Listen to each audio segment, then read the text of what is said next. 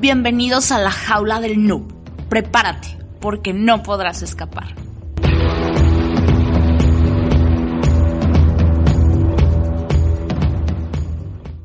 Hola, ¿qué tal? Bienvenidos a la jaula del noob, edición entrevistas. Y esta vez está con nosotros Rafael Bucio, que bien, pues yo lo conozco de hace mucho tiempo. Él empezó en la parte del software libre, también fue linuxero, y estuvo también en la parte como desarrollador en algunas de las comunidades linuxeras de México y impartiendo conferencias en distintas universidades. De igual manera, posteriormente decidió estar en la ciberseguridad de Campo Lleno y fundó una empresa que pues es una de las pioneras también aquí en México. De igual manera están mis compañeros del grupo Elite de OYEC y de Bucsec, que era la presentación formal. Hola, ¿qué tal? Soy de Bucsec y el día de hoy tenemos de invitado especial a Rafael Bucio, director general y fundador de TPX Security, una empresa dedicada al hacking, ciberseguridad e inteligencia en América Latina. Es vicepresidente del Consejo Latinoamericano de Ciberseguridad y Cómputo Forense, especialista en infraestructura tecnológica de centros de datos, ingeniero especialista en respaldos y almacenamiento, investigador y consultor en el área de ciberseguridad empresarial e industrial. También es consultor proveedor de seguridad y ciberinteligencia de la información e inteligencia para gobierno e instituciones de seguridad.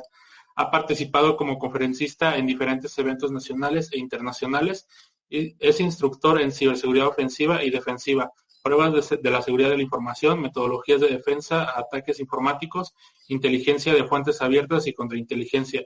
Es un verdadero honor tenerte en esta nueva entrevista, Rafael. Bienvenido. Hola, muchas gracias por la invitación. Primero que nada, Héctor, no tenía el honor de conocerlos y pues por fin se los dio, porque entre tantas cosas, pues a veces no da tiempo, ¿no? Hace estos pequeños minutos para poder platicar, charlar. Muy bien, Rafael. Y pues como primer pregunta, ¿desde qué edad surgió tu interés por esto de la informática? Y aproximadamente desde ¿qué tiempo decidiste esto de que la seguridad informática como tal sería ya tu profesión o tu camino de vida? Creo que comenzó ya un poco después, porque, bueno, si bien nos conocemos desde el inicio, de hecho, tú fuiste uno de los primeros que comenzó con la parte de la organización de hackers mexicanos. Yo comencé primero con el software libre, como bien lo mencionaste, la parte, todo lo que era, pues, Debian, Linux, todo lo que llevaba eso.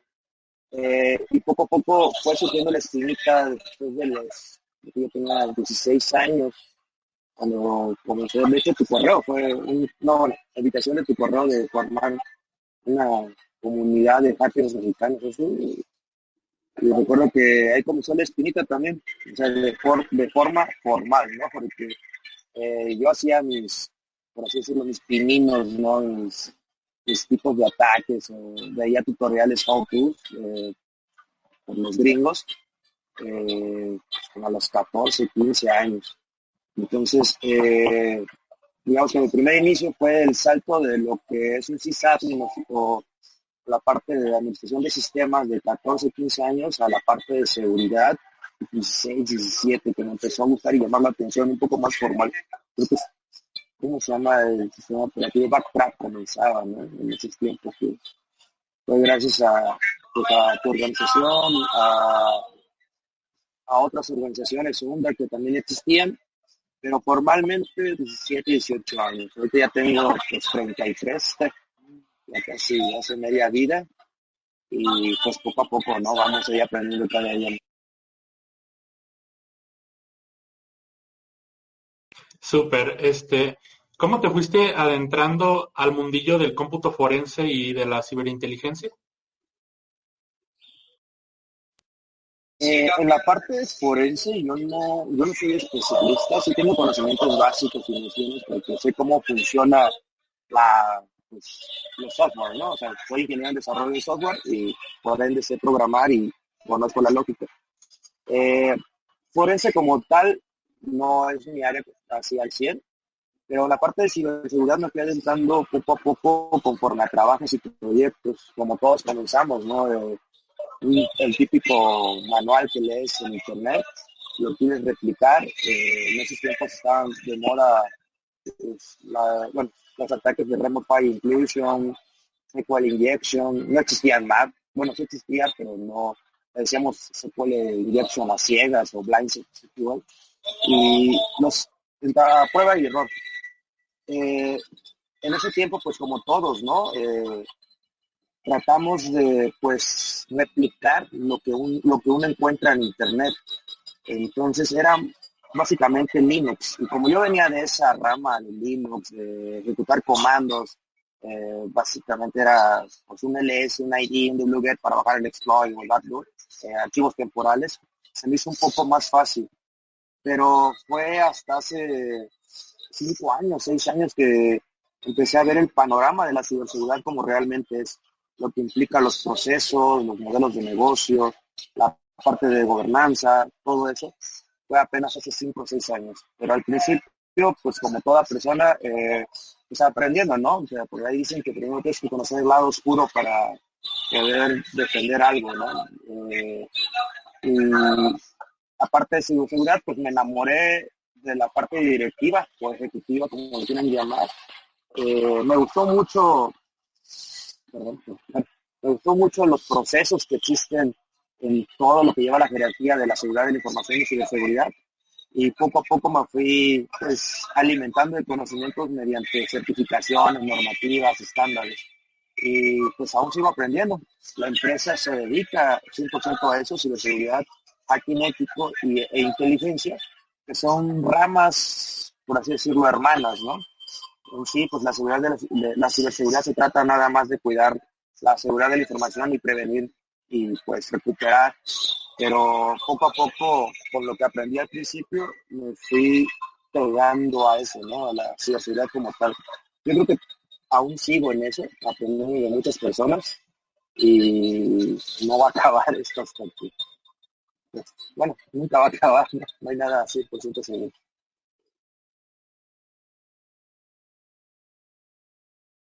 Qué gusto tenerte acá, querido Rafael. La verdad que es interesante tu trayectoria.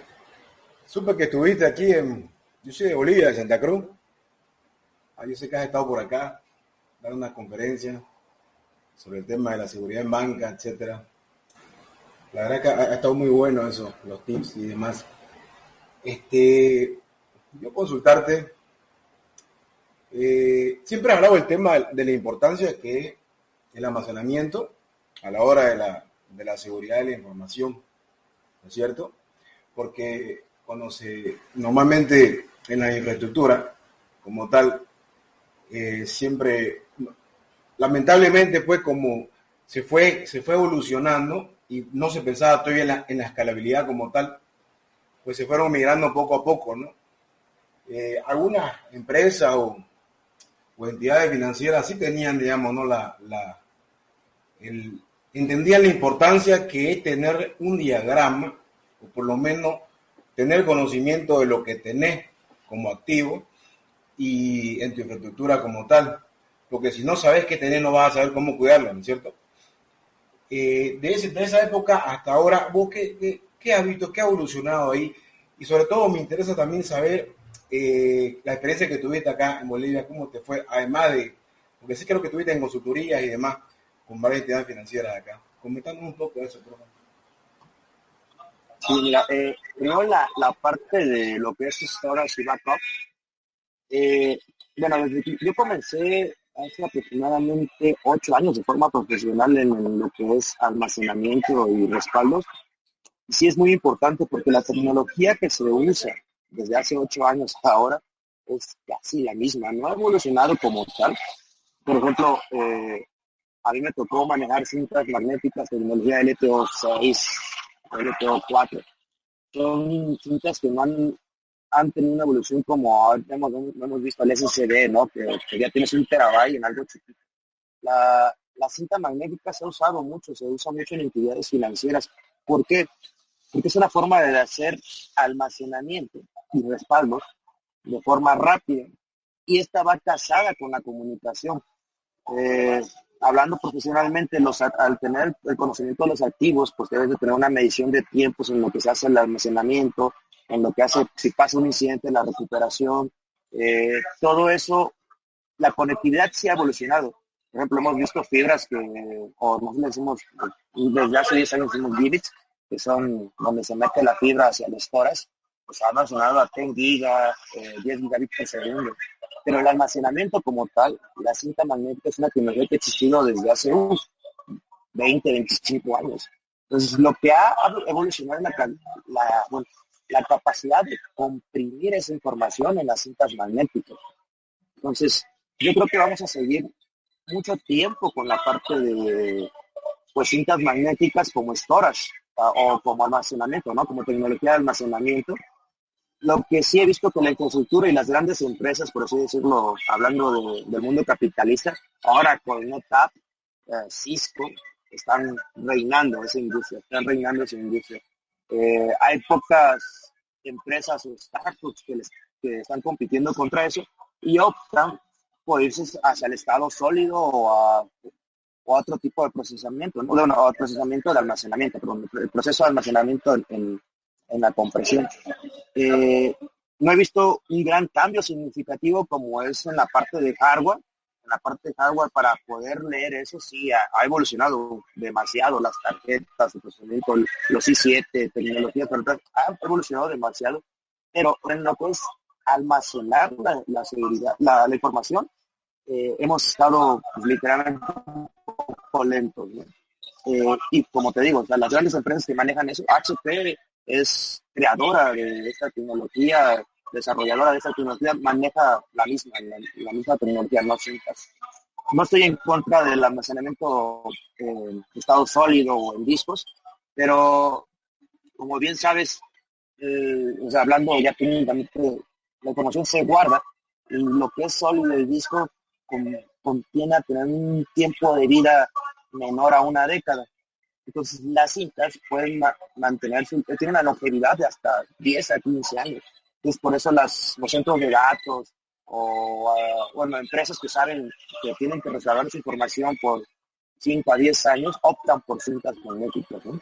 Entonces hay una diferencia entre esas aspectos. También la parte que a mí me tocó laborar yo trabajaba para Hacienda aquí en México y hay una ley que creo que debe almacenar la información del ciudadano de 5 a 10 años, entonces por eso también se optó por esa tecnología, ¿no?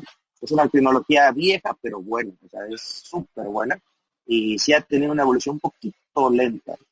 Ahora, en la parte de Bolivia sí estuve allá, de hecho estuve, EPIC se llama la institución que me invitó, estuvimos ahí impartiendo algunas pláticas, unos workshops y uno de los temas principales que fue el sector bancario. Recuerdo que se me invitó para hablar sobre esa plática. En resumen, esa plática se enfocó un poquito más en pues dejar de pensar dentro de la caja y pensar fuera de la caja. Mi objetivo principal era decir, ¿saben qué? Las instituciones bancarias, el sector, por ejemplo, público, que tiene una capacidad de solvencia económica que puede gastar lo que sea, no debe enfocarse en hardware o software caro, que puede costar millones de dólares, cuando en realidad, cuando en realidad el atacante o una persona XY, usando una herramienta libre, puede llegar a causar un estrés en la continuidad del negocio. Ese fue el objetivo de mi plática, literalmente mostrar, ¿no? Lo que bien sabemos, un exploit, un zero day te puede costar hasta $50 a 500 a $1,000, mientras que una empresa, un banco, se gasta medio millón de dólares por una licencia, no sé, un Palo Alto, un firewall de esos acá, chonchos, y cuando en realidad no se necesita tanta inversión, sino invertir en el conocimiento de la infraestructura, bueno, del recurso humano, no en la infraestructura de hardware, software, ¿no? Y esa fue como mi tirada hacia ese tipo de conferencias. Creo que fue entendible, tuve muchas oportunidades allá, nada más que hubo un problema, creo que en ese tiempo hubo un derrocamiento del presidente, y pues todos nos regresamos. Y sí, correcto. Esa anécdota está interesante. Fíjate que hablando esta cuestión de las empresas, ¿no? Los gigantes, justamente, ¿no? Ahora sí que tú, que tienes una empresa que tienes diferentes ramas de negocio y ahora sí que abarcas diferentes pues, digámoslo así, brechas, ¿no? Que podrían en su momento llegar a ser explotadas. Hay negocios emergentes, ¿no? Personas que van saliendo con sus empresas, están sacando sus servicios y quieren justamente, viendo a estos gigantes, quieren abarcar todo, ¿no? De repente, no, pues es que él desea ciberseguridad, pero pues sabes que también le voy a pegar a lo que son pen test y también le voy a pegar a esto de la disponibilidad y también le voy a pegar a seguridad perimetral y le quieren pegar a todo, ¿no? ¿Qué consejo les darías tú que justamente ya tienes una empresa que ya esté consolidada y que tienes bastante, digamos, capacidad y visibilidad para poder manejar todas estas verticales, ¿no? Sí, mira, eso es muy común. De hecho, a mí me pasó al principio. eh, bueno, como todos sabemos, pues tenemos que elaborar, ¿no? Tenemos que hacer dinero, cash, facturar. Y no sé si sea el único que piensa así, pero un hacker piensa que puede abarcar todo. La mente de un hacker no lo sé, lo aprendo, ¿no? Empresarialmente no es así. Empresarialmente tienes que definir un servicio el cual sepas que te va a facturar y no vas a tener pérdidas. Por ejemplo, mi empresa comenzó de igual forma, ¿no? Vendiendo que pen testing, que arquitectura, que red, que hasta seguridad física, que pruebas físicas. Pues, sí es muy padre, pues, ponerte ¿cómo te diré? Ponerte tú mismo la corona como empresa, pero empresarialmente ya cuando tienes pues, tus empleados, tienes cosas que pagar, nóminas, sueldos, rentas, servicios, tienes que pagar a tus proveedores, debes de buscar en qué eres bueno. Nosotros nos especializamos en la parte de lo que es Red Team, pero bajo nuestras mismas normativas. Por ejemplo, hicimos un mix, o podemos decir pero juntamos todo lo que es, no sé, top 10 de OWASP, un newspaper dedicado a web penetration o a API penetration, e hicimos y creamos nuestra propia metodología. ¿Qué es nuestra metodología? Ok, tú ocupas una auditoría, te hago la auditoría, pero nuestra auditoría no se basa en hacerte un checklist. Voy a hablar de, por ejemplo, PCI. PCI es un checklist, básicamente son 10 a 15 puntos que tú vas a leer, pero te lo pide cierta institución. Si tú tienes un objetivo por ejemplo, tu cliente va a hacer transferencia de dinero, datos que tengan que ver con tarjetas, ¿no? Es algo que ya está arraigado a eso. Entonces dijimos, bueno, para mí ese es un servicio, pero básicamente, ¿qué es lo que hacemos? Hackear.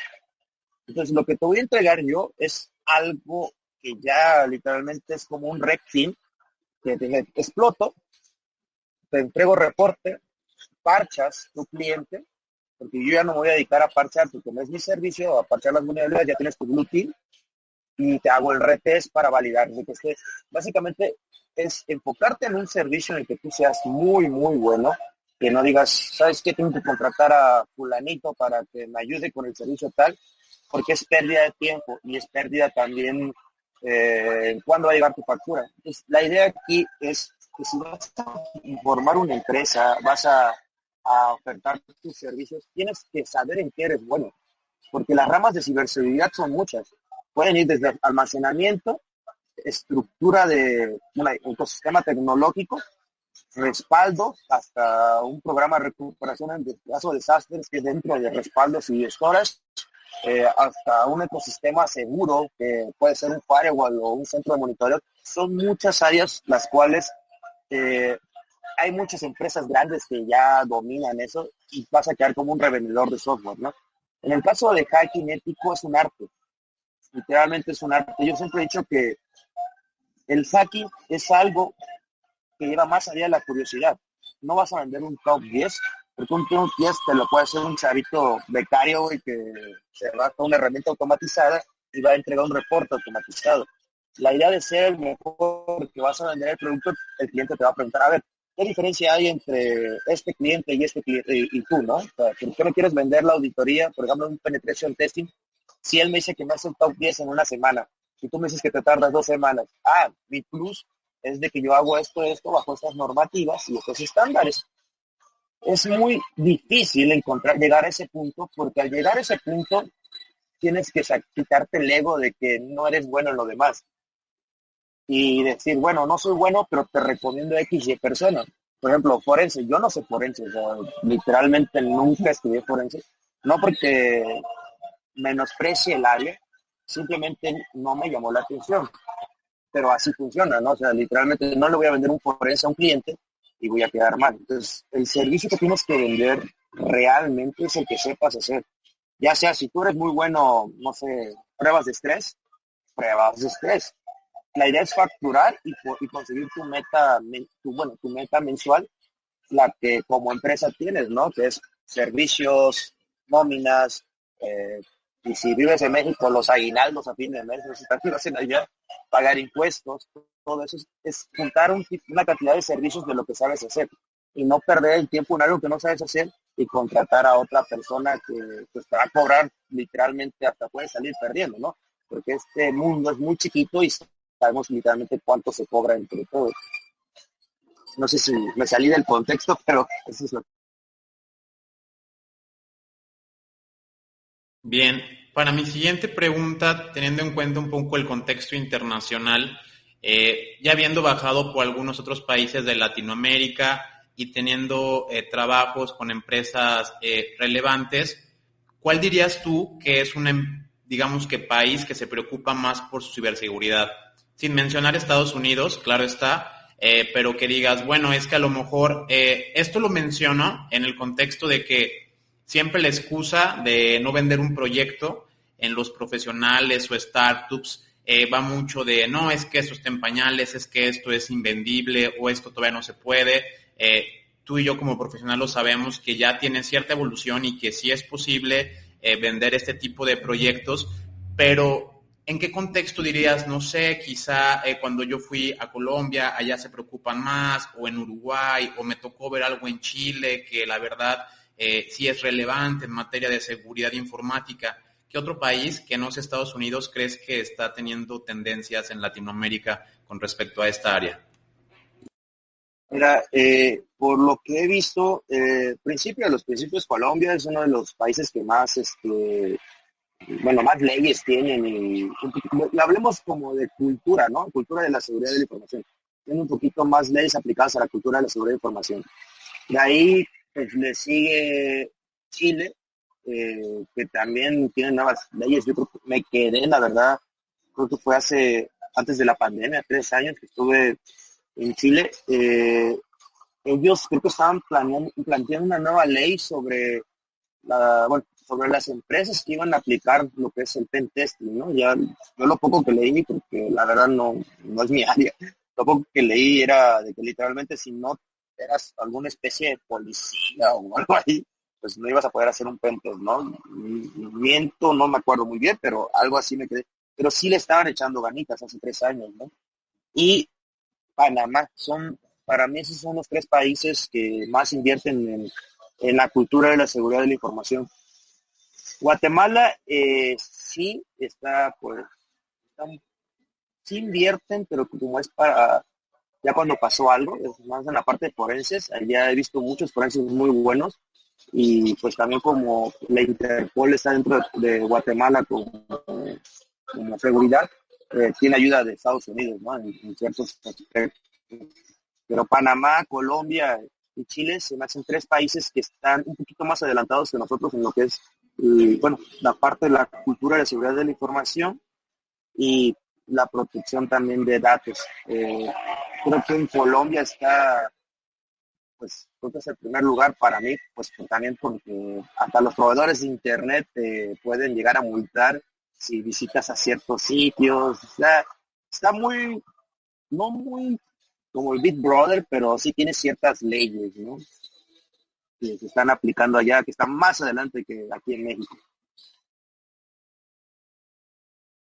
Esta pregunta siempre la hacemos porque cada quien tiene su propio concepto de lo que es hacker y es un tema que ha sido muy censurado y satanizado en Internet. Pero para ti, Rafael, ¿qué es un hacker y qué opinas sobre la censura que existe hacia el tema? Para mí, un hacker es una persona que tiene hambre de conocimiento y quiere saber cómo funcionan las cosas.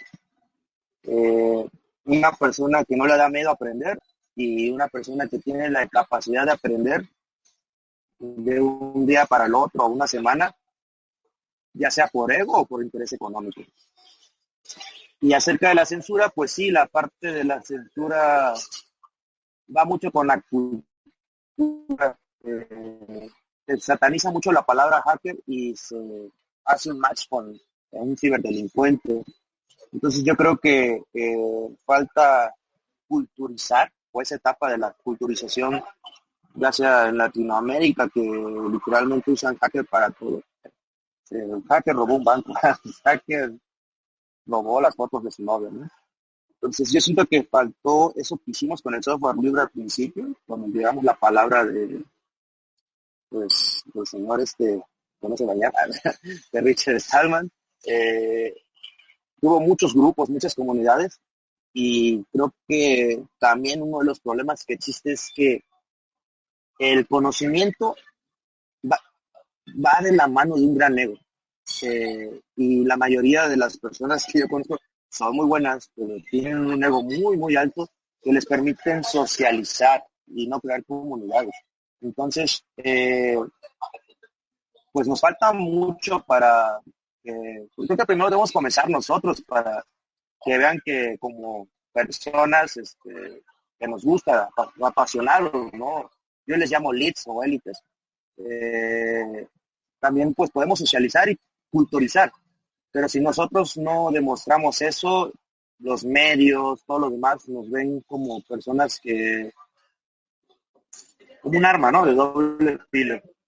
Es muy bueno en esto, te puedes hackear. Pues, es muy bueno esto, te puedes robar el dinero, ¿no? Pues, satanizan la palabra. Pero sí nos falta un par de años, pero como unos 5, que ya esa palabra pase de moda.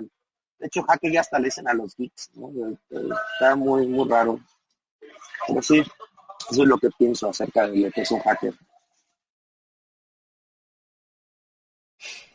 Excelente, Rafael. La verdad que sí, siempre va a ser eso una cuestionante. La verdad que siempre vamos a querer escucharlo con los conceptos como tal de cada quien, porque... Pero ya a poco ya creo que ya las personas ya se van más o menos, ya van entrando en contexto de lo que significa, ¿no? El significado como tal, ¿no? Ahora, una consulta, mira, como bien sabemos, o sea, en el tema de experiencia como en ciberseguridad, yo me he dado cuenta que siempre es importante también la arquitectura o sea, es importante la arquitectura en la seguridad. Por ejemplo, en el caso de los POC, las pruebas de concepto, de lo que yo sé que vos tenés conocimiento, ¿cómo hacer? ¿Qué tipo de darnos? O hablando un poquito también de tu experiencia y alguna guía de cómo llegamos a los altos ejecutivos para poder decirle, mira, necesitan esto, que no necesariamente siempre tienen que invertir en activos o en equipos sumamente caros. Porque así como sé que has estado por acá, recuerdo una empresa X que solicitaba un palo alto, ya que lo mencionaste, pero solamente lo requerían porque directamente sabían que era bueno, pero no tenían ni idea de cómo usarlo, ¿no? Y ni siquiera no tenían ni conocimiento de los activos que tenían. De hecho, tenían un equipo, un monstruo, no quiero decir la marca, y yo le dije, pero tienen semejante, o sea, tienen un diagrama, tienen algo. Sí tenemos, pero me pasaron unos datos que no corroboraban, como cuando yo hice una inspección, un reconocimiento, ¿no? Que realicé un ITSP, informe técnico de condiciones previas, antes de poder realizar algún tipo de auditoría o tal resolución, ¿no? Entonces, ahí donde está el talón de Aquiles, porque que vos le haces la propuesta a los altos ejecutivos, llamémoslo a los de arriba, pero no entienden, obviamente, ellos solamente les interesan costo-beneficio. ¿Cuánto me va a costar y de qué me va a servir? ¿Y me va a proteger o no? ¿Y por qué tiempo? ¿No? Entonces, este es un concepto que es súper, es un escenario muy difícil, ¿no? Y en tu experiencia, ¿cómo te ha ido con este tema? Y si tenías unas recomendaciones para darnos. Ya, eso está bien cabrón, porque tú sabes que, por ejemplo, no puedes llegar a decirle a un cliente, oye, güey, me puedo meter a tu casa por la ventana. Está muy, muy difícil. Fíjate que también para mí esa parte es un área muy importante. Yo le llamo ventas. El saber vender está muy, muy, muy difícil, ¿no? No cualquiera sabe vender su producto. O sea, puede ser muy bueno en todo. Puedes decir, yo te traigo hasta la cocina, pero si no sabes venderlo y expresarlo, una de dos. O te mandan a volar o te meten una demanda, porque en el caso de nuestra área, ¿no? Ahora, hablando de las pruebas de concepto, yo siempre que quiero, pues, literalmente mostrar el producto o dar el servicio, ya tengo como una plática con X y persona, el sistema, seguridad, y siempre firmamos algo que, pues, es de ley, ¿no? El NDA, el contrato de confidencialidad. Y en el contrato de confidencialidad se estipula un presupuesto a 0 pesos, $0. Y también viene un plan de trabajo en caso de un incidente. Dentro del caso del plan de trabajo viene algo que llamamos rollback. ¿Por qué? Porque no puedes decir, hay una prueba de concepto de una denegación de servicio, ¿no? También porque una denegación de servicio va a tirar su infraestructura. Les voy a dar una prueba de concepto de, pues, no sé, de que tu sitio tiene, no sé, un SQL injection, ¿no? Tiene un leak information, porque te estás metiendo con los datos de los empleados, de los usuarios y todo eso. Entonces, de primera parte, enamorar al cliente es un arte. Llevar a cabo eso es una formalidad muy buena. Yo me encargo, o sea, literalmente en la empresa, de personas con las que llega conmigo, de personas de hace 10, 9 años que conozco, que les ha ido muy bien, y pues qué bueno que les ha ido muy bien, platico, sabes que yo tengo esto, pero ya saben literalmente de mi lado, pues, a qué me dedico, ¿no? Pero la parte de ventas tiene que llevar un enamoramiento. Es muy común en México que dicen, pues ¿sabes qué? Él es el director de acá. Y en México aplicamos la de, pues vamos con una cervecita, una comidita, a platicar. Entonces vas ganando la confianza, porque es algo que si tú lo manejas de frente, hay personas que sí pueden tomar cartas en el asunto, ¿no? Y a tomar cartas en el asunto me refiero a pues, las dos, ¿no? O te dicen que no, o te demando. Y sí es algo muy, muy complicado, que es lo que lleva al éxito a las empresas. Yo siempre he dicho, ten un buen contador que no esté en la empresa y ten una buena persona en ventas. Porque son los dos pilares más importantes en una empresa. Y sí es de mucha suerte. Yo ahorita lo estoy chingando porque pues, la pandemia nos dejó sin clientes, todo, pero es algo de estar buscando diariamente clientes. Mando de 30 a 100 propuestas y solamente 2 caen, 3 caen. Esas 2, 3 me ayudan a mantener la empresa 4. Entonces, la parte de ventas se encarga de que yo no esté así. Pues, la parte de ventas literalmente es su área. Digo que aquí en México hasta, pues, vas a escuchar vulgarmente, ¿no? Con una cervecita, con unos tequilas, quiero platicar. Y ya cuando escuchas eso, es que, güey, algo me quiere vender, ¿no? Entonces algo quiere que le compre. Entonces ya es algo automático que tienen los altos ejecutivos. Y si te dedican 5 minutos, no los desaproveches. Si te dicen sí al café, no lo desaproveches. Ve al grano, hablas, y sabes que esto es lo que te quería mostrar, no te quito más el tiempo, porque pues, como alto ejecutivo, directivo, CTO, CEO, pues no te quiero hacer perder el tiempo, ¿no? Entonces sí es un tema muy, pero muy complicado. Que la verdad yo todavía sigo en esas, no soy experto, pero pues andole picando, porque de belleza a uno no le paga, ¿no? Hay que chingarle. Sí, ahora sí que platicando justamente de eso, ¿no? Estás en el camino de, ahora sí que de operar, has ido creciendo al nivel de dirigir, ¿no? Ya en un plano directivo, ya en un plano CEO. Entonces, ¿qué necesita la gente? Bueno, quisiera saber qué necesita la gente que justamente está en ese lugar, ¿no? Están operando, está ejecutando y pues quiere administrar, quiere así, pero pues ¿qué necesita? Cuéntanos un poquito. Pues para empezar es estudiar algo sobre eso, porque por ejemplo, acá en México hemos tenido malas decisiones desde arriba, impuestos, se han subido, o sea, apenas hace 2 semanas se les subió creo que el 7% al crédito. Pues, yo como empresa que pedí un crédito me va a cargar el país. O sea, tienes que estudiar el área. Por ejemplo, no puedes ser un contador si no sabes de eso. O sea, realmente tú no puedes ser el contador, no puedes ser el administrador, no puedes ser el de ventas. Al principio sí, güey, al principio sí, le vas a chingar, le vas a jalar, vas a ser hasta el diseñador. Yo soy el diseñador de mi empresa, a mí me encanta diseñar desde muy morrillo, pero a veces no me da tiempo. Entonces, tienes que delegar. La idea importante de una empresa es, una vez que armaste tus servicios, como hablamos en las primeras preguntas, una vez que tienes tus servicios ya definidos, que sepas, yo te voy a vender, no sé, este agitador, pero otro güey te va a vender el vaso y otro güey te va a vender la cerveza, ¿no? Este agitador te va a dar de comer, güey. O sea, ya definiste y tienes que buscar la cantidad que te va a ayudar a solventar tus gastos. Al tener la cantidad que te va a ayudar a solventar tus gastos, ahora sí, ¿quién te va a ayudar a que pagues tus impuestos? Tú lo puedes hacer, sí, pero profesionalmente, alguien que estudie eso. ¿Quién te va a ayudar a administrar? Tú lo puedes hacer, sí, pero profesionalmente, si estudiaste esa área, qué chingón, ¿no? Porque es recursos humanos, es derechos de los empleados, que vacaciones del día, que pagos este día en México, que la nómina, que en diciembre hay que pagar el aguinaldo, que son no sé cuántos días, meses, que hay que pagar INS. Es un mundo diferente.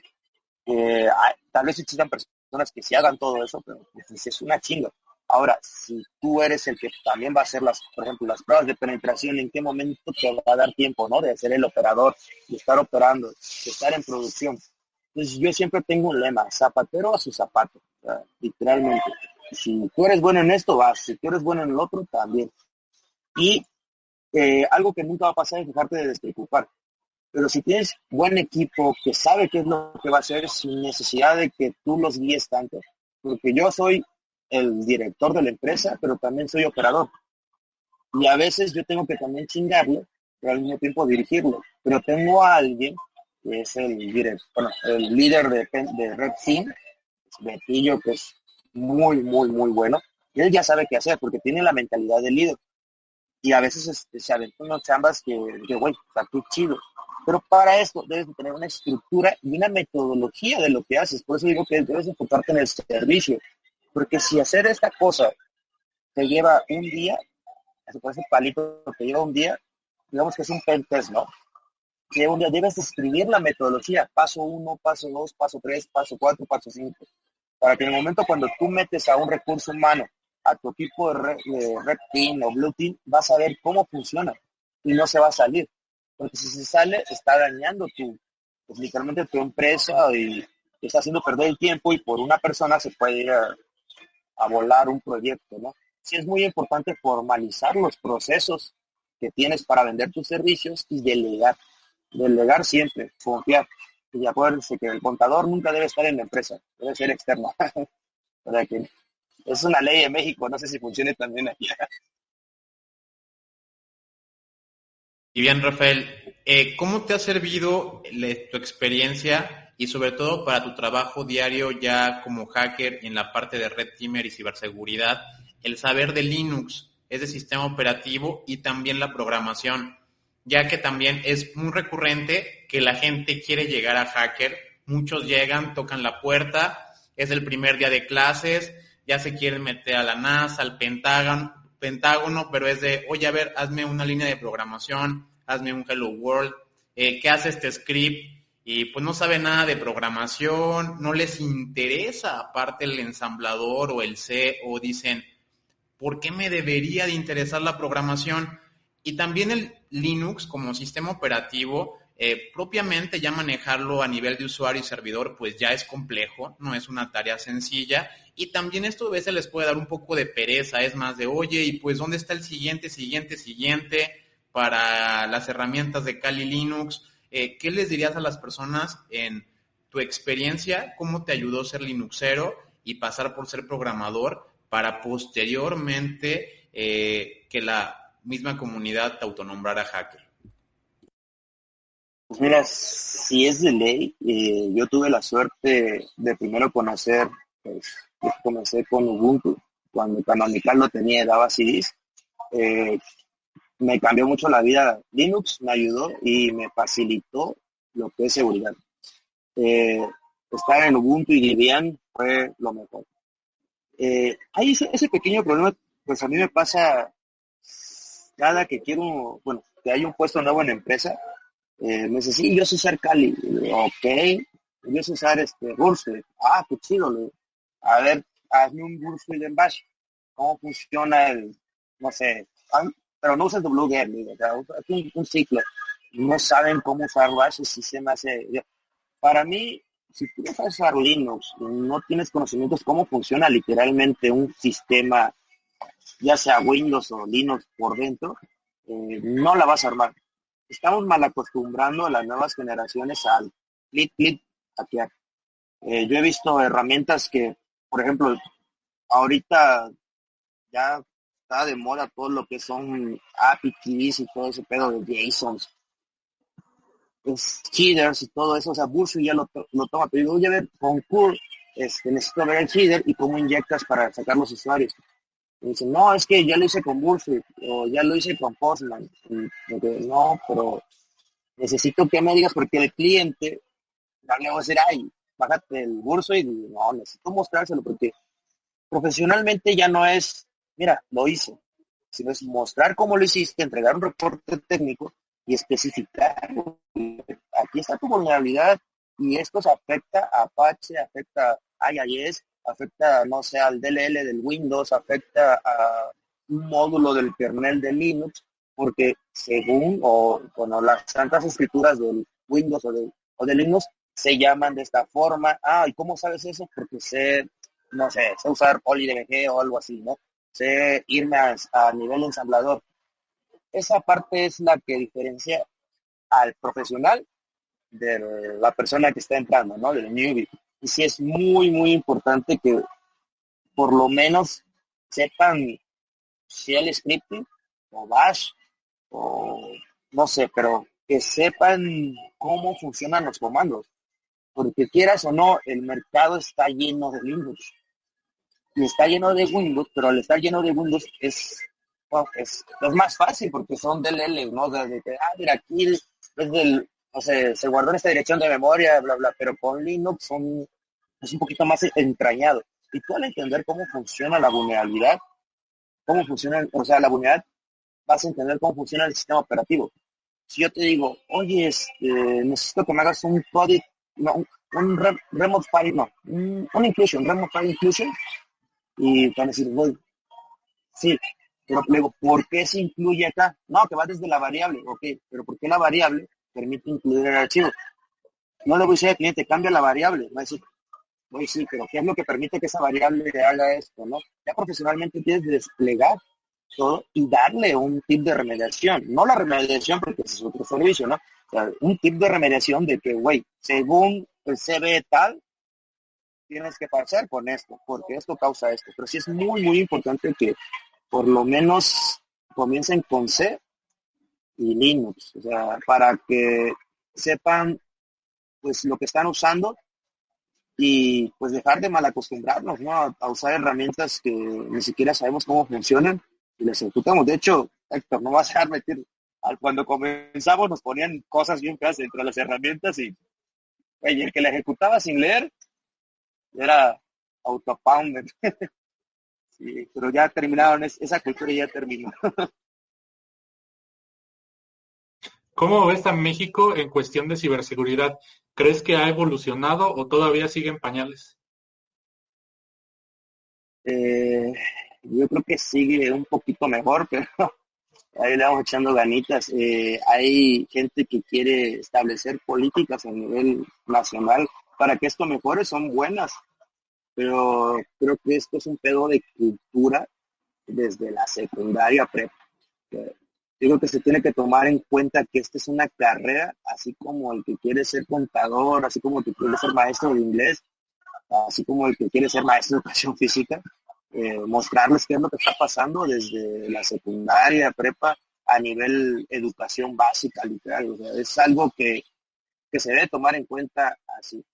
En cuanto a leyes, estamos papas. O sea, no quiero decir que, bueno, sí está mal la gente que está arriba, pero sí necesita como que darle un poquito más de interés, poner a los profesionales y alguien que pueda guiarlos y preguntar cosas que sí son de verdad. O sea, por ejemplo, he visto leyes que dicen ah, 20 a 15 años al que tenga software malintencionado, que no sé qué güey especifica, ¿no? O sea, ¿cuál es el software malintencionado? Que tenga un virus, o sea, que no tienen la capacidad o la cultura o el conocimiento de poder ir al punto, ¿no? Por ejemplo, no sé, en vez de eso hubieran puesto 30, 40 años el que use el software contra entidades bancarias sin el consentimiento, ¿no? Pero son cosas que no pueden, que engloban y no son directos. Entonces, yo creo que estamos tratando de salir. Aún no ha llegado la gente o la persona correcta que ayude a cambiar eso, pero las ganas están y las personas que están tratando, pues no es su área, pero están echándole todos los kilos, ¿no? Y como te digo, depende de cada uno también. Es un tema también muy fuerte porque o sea, yo estoy de hecho en grupos, también Héctor lo he visto ahí, que es una peleadera y creo que sí se necesita un incentivo económico porque si vas a contratar a un profesional no vas a hacer perder tu tiempo. Güey, te sientas, preguntamos, entrevista, ¿qué piensas de esta ley? ¿Qué piensas de este punto? Ah, ok, y ahí ya no es tiempo, por ejemplo, con el software libre sí funcionaba, con los cómics, con la wikis, o sea, tú tenías tu wiki, pero este es un tema ya muy delicado. La ciberseguridad puede llegar hasta pérdidas económicas, pérdidas humanas y catástrofes. O sea, ya no es un tema que puedas manejar así en puntas y en línea, ¿no? Es un tema que tienes que sentar y a darlo, o sea, aplicarlo, o sea, uno a uno, los profesionales en leyes y profesionales, no sé, hasta un güey que sepa escribir bien, un güey que sepa hackear y no sepa escribir bien, pero que escuchen y vean hasta dónde puede llegar el impacto de la seguridad.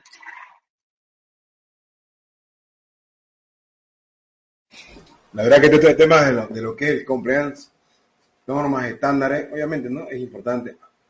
Me estaba acordando ahorita cuando mencionaste que el tema de diseño, que a veces te toca hacer todo, full stack, ¿no? Tienes que saber hacer todo en tu empresa cuando estás en este tema. Pero es correcto cuando decís que sí hay que saber delegar y demás, ¿no? Pero a veces ese es el tema, que cuando vos querés delegar algo, como decís zapatero de zapato, es verdad que podés delegar ciertas cosas, ¿no? Y enfocarte así te puedes enfocar realmente en algo y ser bueno realmente en algo. Pero también cuesta, ¿no? No tanto la confianza, o no sé si se llama caduquera, que aquí le decimos, la persona caduca, no sé si es lo mismo en México, es la persona que es un poco obsesiva con el tema de que se hagan las cosas como querés que sea. Es como tener el concepto de, la única forma que se haga esto es si lo hago para que se haga bien, tengo que hacerlo yo. Porque tal vez a veces no es que no confías en otras personas, sino que tal vez el resultado no va a ser lo mismo o con el mismo cuidado o con la misma preocupación, ¿no? Porque a veces yo cuando hablo con clientes me gusta decirles que tengan esa confianza que sus activos son como si fueran míos.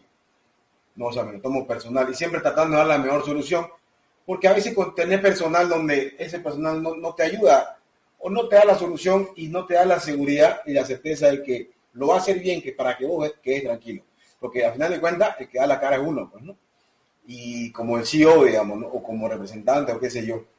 Lamentablemente sí, eso es un poco complicado, pero tampoco digo que no se puede. A mí me ha costado bastante, por ejemplo, con mi empresa, hacer ese tipo de cosas, lo cual ya de a poco estoy aprendiendo a confiar en el contexto de que ya, vos te haces cargo específicamente de esto, pero a veces no es correcto que te vean vendiendo el producto, que te vean en marketing, haciendo los cálculos, que te vean después en el rack, por ejemplo, ¿no? Colocando los cables, etcétera. Pero al final de cuentas, así comenzás, pues, ¿no? Así, en nuestra área, todos comenzamos así, creo yo, ¿no? Pero es interesante eso. La verdad que es bueno mencionarlo. Ahora, yo te quiero comentar algo. ¿Cómo es tu día a día de vos? ¿Cómo anda tu tema, tu cabeza con el tema de los ataques? ¿Te has hackeado alguna vez? Contando una experiencia que has tenido así bien heavy. Si quieres pues, mencionar empresa, con un cliente o personalmente, por ejemplo, con el IoT, ya que eso es súper básico ahorita para poder, que todo el mundo no sabe cómo cuidarse todavía, que este es un tema amplio de discutir. peor con el edge computing, con todo lo que se viene, ¿no? Pero en el tema así, digamos, son esos frikis que anda ahí con todos los puertos cerrados, con reglas que no puedes ni siquiera ingresar a tu VPN de afuera. ¿Cómo más o menos es tu día a día y tu experiencia, más o menos tu paranoia como como un hacker como tal? Pues mira, sí me han llegado a hackear. De hecho, al principio, pues, aquí decimos que agarran como pañuelitos. Y son personas las cuales, pues, yo les tengo mucho respeto y admiración. Y aprendes, ¿no? Por ejemplo, cuando yo inicié, mm, creo que fue, creo que fue en Puebla, creo que estaba Héctor ahí, en Tehuacán, Puebla, pues me conecté y resultó que ahí andaba, creo que Héctor también andaba ahí con sus herramientas y pues a todos, ahí literal, ahí eran todos contra todos antes. Pero era bonito porque nadie se sentía, no era de que, ay, te hackeé y te vas a enojar, ¿no? O sea, decía, saber cómo, no, pues me bajé el Trapper, me bajé, algo así se llamaba, no recuerdo muy bien cómo se llama esa herramienta, estaba en Pear y era un sniffer de Mind the Middle y creaba redes y todo el pedo, ¿no? Pero siempre poníamos contraseñas, porque en ese tiempo el SSL y todo eso no tenían lo que ahora tienen en calidad de cifrado. Entonces era muy fácil tumbarles el SSL y mandarlos por HTTP. Con el envenenamiento de DNS era súper fácil. Hoy en día ya no es tan fácil, pero se puede hacer, ¿no? Y entre todos nos poníamos a hacer eso. Me acuerdo que hasta en congresos yo ponía QRs y las personas entraban y era muy rápido el pounding. Al principio eso pasó. En este tiempo de que ya todo está conectado a internet, sí también me ha pasado que yo compro LEDs, unos LEDs que le pongo a mi escritorio, que funcionan con Wi-Fi, son chinos, pero tienen salida a internet para que tú los puedas apagar y prender mediante una app. Y la otra vez, creo que era el cuarto de mi hijo, había cambiado el nombre de Bluetooth, decía Pound and Buy, un chino. ¿Qué hora le dije? Y empecé a checar por qué, pero literalmente la app era la vulnerable, ¿no? Tú ponías literalmente ponías el ID y cambiabas el nombre.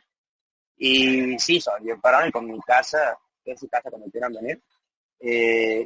Pues sí, tengo pues, mis routers, mis firewalls, uso Deco, que es una malla, un mesh.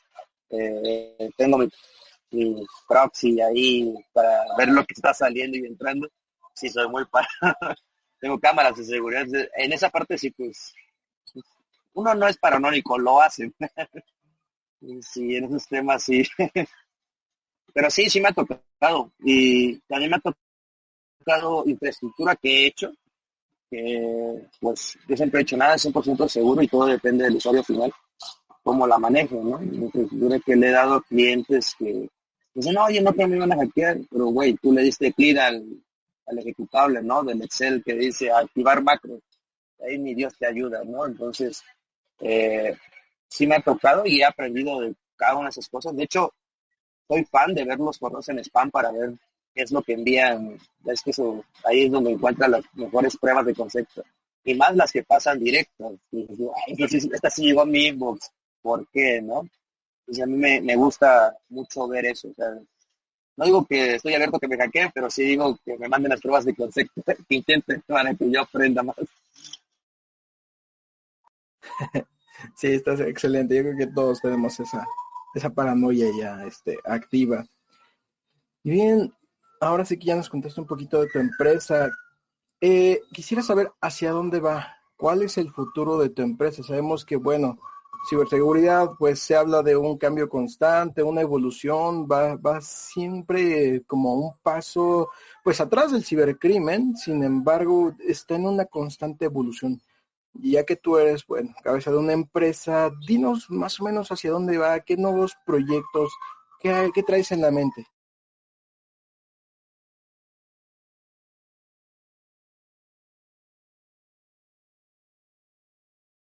Como empresa, eh, hoy en día estoy un poquito más pues metido a la parte de inteligencia.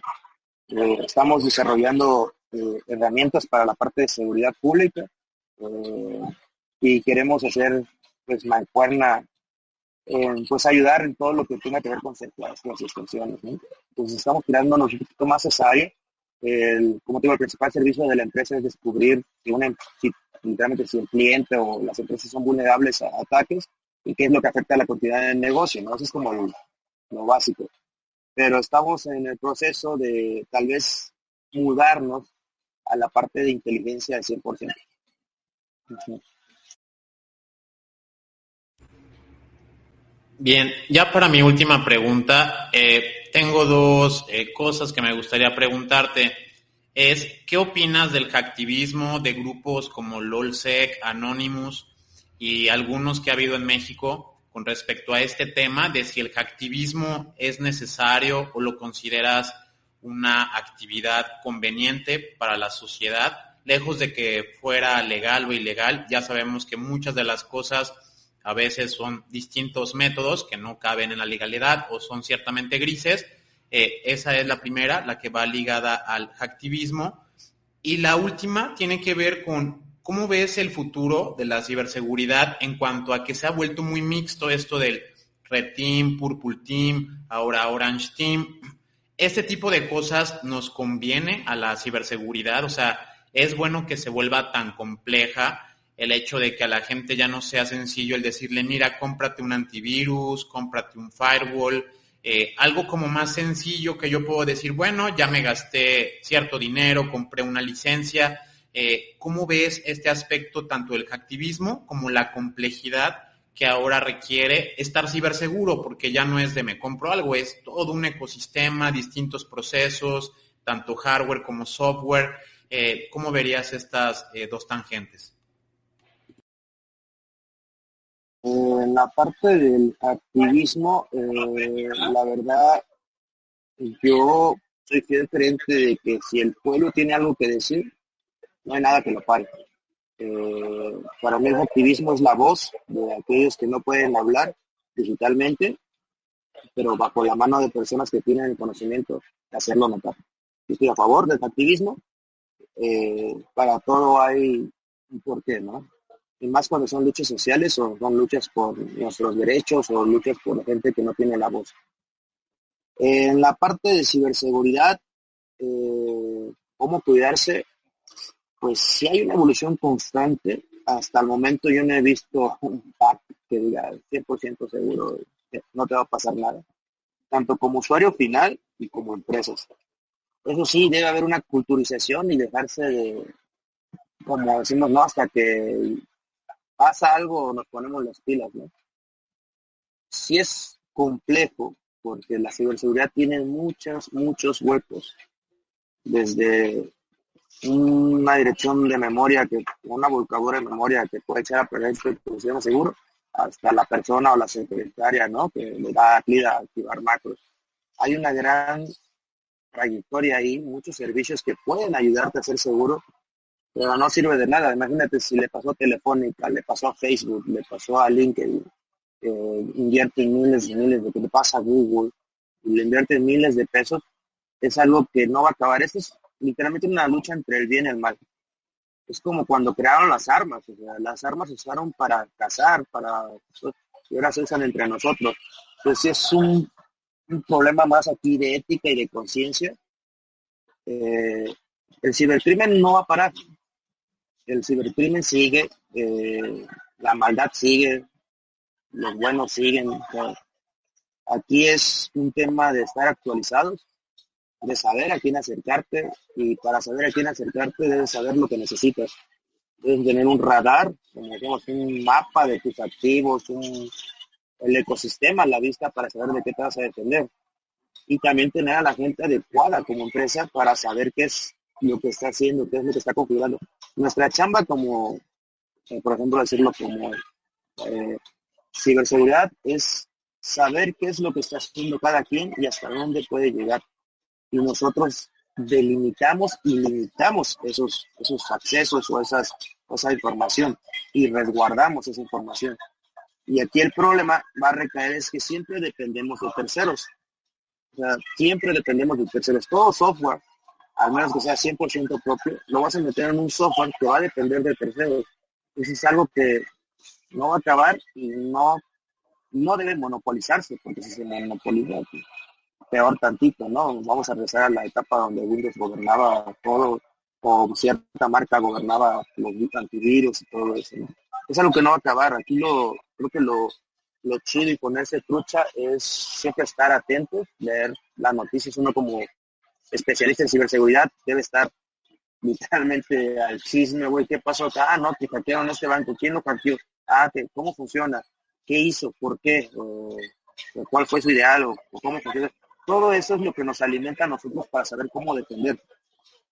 Y es algo de nunca acabar. O sea, por ejemplo, en lo que estamos hablando, puede que ya pasó algo muy pro y apenas lo están publicando, ¿no? Como estos chicos que liberan leaks a cada rato y pues, güey, ¿por qué liberaron el de Sony? ¿Por qué no liberaron hasta Telefónica? Estaba ahí, ¿no? ¿Por qué el de Telefónica? O sea, te pones a pensar de cómo lo hicieron. Y sí, obvio, el eslabón más débil es el humano, pero pues es ahí donde tenemos que tratar de que, güey, ningún software se le puede instalar a un humano para que sea 100% confiable. Pues, ¿cómo lo haces? Hay bancos que contratan DLPs, que es data loss, por decir, para pérdida de datos. O sea, literalmente es un software que si pasa la tarjeta de crédito en el ecosistema lo detecta, pero aún así si le pones comas o buscas va a pasar. O sea, o si lo anota en su hoja, pues ya valiste, ¿no? Entonces sí va un poquito más allá y siento que estamos ahorita en la era de oro, la cual debemos aprovechar, porque en el momento de que veas que hay algún loco programador que puso inteligencia artificial a todo, vamos a valer que te guache. Esto es algo que todo el tiempo nos están preguntando los seguidores y es ¿de qué manera es posible obtener la geolocalización exacta de un dispositivo móvil? Pues hay diferentes temas. Se puede hacer mediante una triangulación de antenas, mediante el proveedor bueno, el proveedor ya sea, bueno, aquí en México es Telcel, Movistar, o mediante algún contacto, ¿no? Que puede ser un SMS y todo. Hay de tres. En la de las antenas no es 100% exacta, la del proveedor sí, y la del contacto, que es SMS, también. Pues son tres formas de las que existen.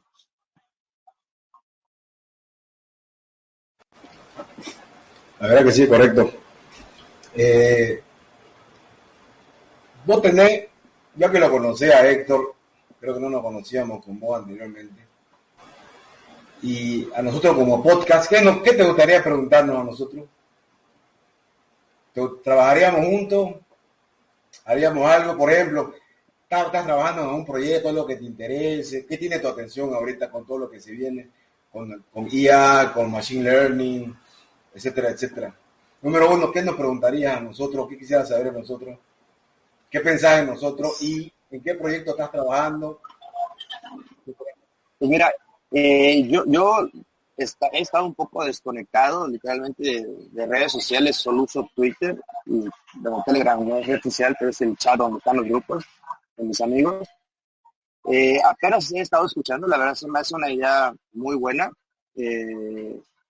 Casi no hay de esto en la parte de seguridad, o bueno, sí hay, pero no se les da mucha publicidad. Y para mí es muy importante que toquen estos temas porque pues estamos acostumbrados a solamente ver títulos, a ver solamente un LinkedIn que hay, no certifican esto, dice esto y esto, o un video que hable, yo así se me queda esto, así se me queda lo otro, pero no a profundidad de lo que está pasando, ¿no? O sea, de lo que realmente es ser un hacker ético, un empresario en el área de seguridad, un profesional en el área de seguridad, ¿no? Se me hace muy interesante felicitarlos también.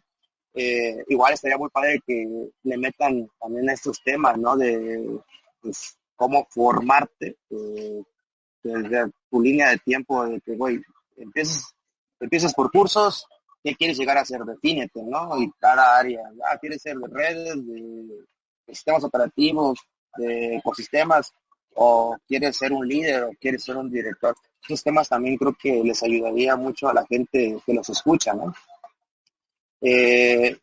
No sé, ahorita creo que nosotros como empresa en lo que estamos enfocando es pues esa parte, la parte de inteligencia. No OSI, OSI es un poquito más digital, sino un poquito más a los cables y fierros, al hardware, a los protocolos que existen, por ejemplo, ahorita hablando de ubicaciones, al SS7, no sé, al tipo GSM, GPRS, que todavía se usa y se puede usar para localización, hasta WAP todavía puedes usar, ¿no? Hay muchas cosas que son muy interesantes y también meterle al hardware, ¿no? Ahí creo que Héctor conoce a los gatos electrónicos, estaría padre, y porque ellos hacen ese tipo de hardware bonito a la medida, ¿no? Y pues, ¿no? Y también quiero agradecer que me invitaron. Bueno, ya me había invitado Héctor desde ese tiempo, pero ahora sí, pues ya estoy libre.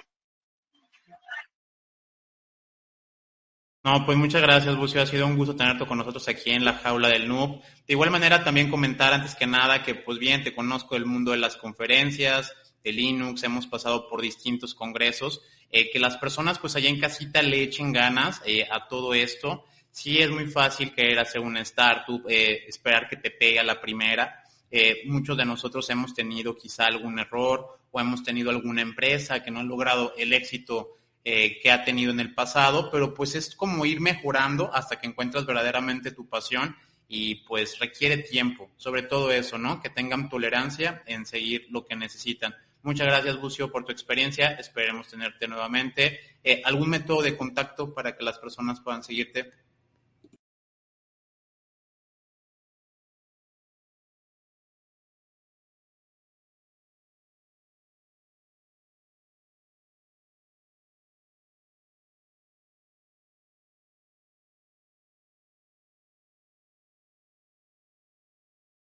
Perdimos por ahí el audio.